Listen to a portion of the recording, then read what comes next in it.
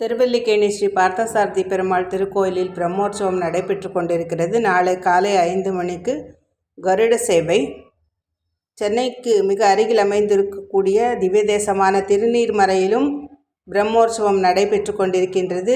அதுபோல திருவிடந்தை ஸ்ரீ ஆதிவராக பெருமாள் திருக்கோயிலிலும் பிரம்மோற்சவம் நடைபெற்று கொண்டிருக்கிறது. 30/4/2025 முதல் ஸ்தலசயன பெருமாள் திருக்கோவில் மகாபலிபுரத்திலும் திவ்ய தேசத்தில் நடைபெறும்.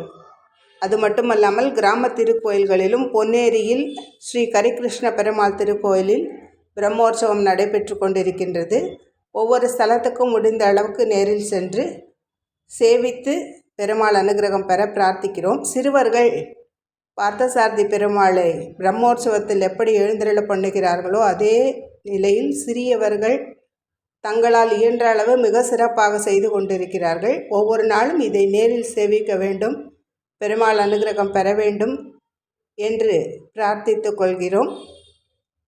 இவர்களை நாம் உற்சாகப்படுத்தி மேல்மேலும் கைங்கரியங்களில் அதிகம் பேர் பார்ட்டிசிபேட் பண்ணக்கூடிய அளவிற்கு